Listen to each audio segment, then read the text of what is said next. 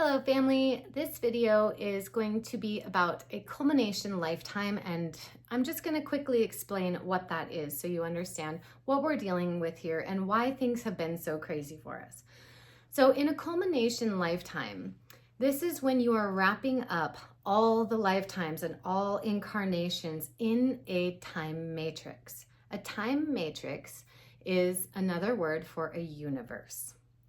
So the universe that we live in is very vast, right? And so we've had a lot of incarnations here. We've played all the different roles and we've worn the different hats.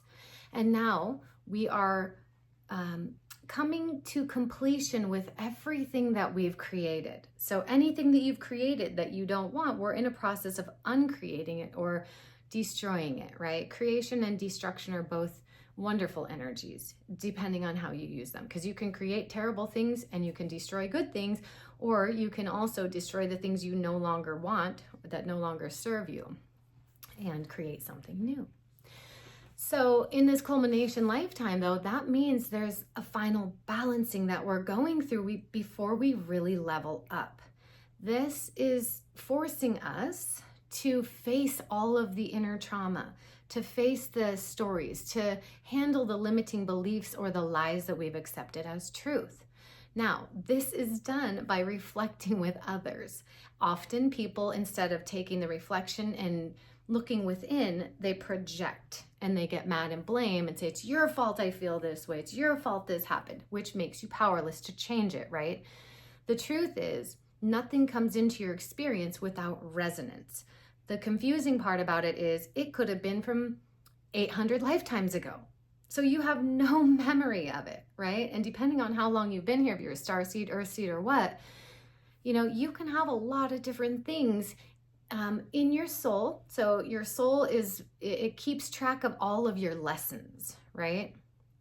So when you have a lot of lessons to complete, your soul will hold those and kind of drip feed them to you through experiences with others. So when you get triggered, you can look at that as somebody reflecting with you, something that needs to be worked out within you. Everything that occurs in your experience is happening within you. Your feelings are within you. Your thoughts are within you. Everything is within you. Your perception is within you. It's not out there in the world. But most of us want to blame out there in the world so we don't have to take accountability. But that makes you a victim, right? If you're a victim, you draw in experiences that perpetuate that point of view, okay? And I'm gonna go into that next on how we've been kind of stuck in this looping pattern of victimization for a very long time. So with the culmination lifetime, many of us have gone through clearing so many layers of trauma. And if you want support with this, by the way, I offer coaching sessions that are specifically trauma healing sessions. So back to the talk though here. So with this trauma that we've been healing though, we've been wrapping up and collapsing timelines. Now this is what leads to the Mandela effect too. This also can make people look different and people have different memories as the different timelines are coming together. A timeline will collapse and everything that needs to be completed is coming in closer. And then that one collapses and everything condenses, right? So this is where we're narrowing everything down so that we can move forward with the organic light codes into the unity grid. The unity grid, it has rapid manifestation and it's constantly interfacing with your energy. So there is no separation between you in the unity grid and others, right? And the energy is constantly responding. It's not really scripted. You script it yourself. So we're all co-creating the unity grid together and the experience there together. Now, if you bring a bunch of trauma, which you're not going to, it'll be forced out of you before you really can't get into the unity grid with all the trauma. It's not, you don't resonate with it if you carry that old stuff, right? And I want to make this clear. It's not your fault. I'm not saying it's your fault that you have trauma, okay? Because it's not. It's just what happened. Now, As in this unity grid, though, we manifest things almost instantaneously, which is why we have to purge all this trauma, because you manifest through the sum total of your vibrational expression, which means all your thoughts, all your feelings, all your beliefs, all your points of view, and all of your experiences that are not complete yet.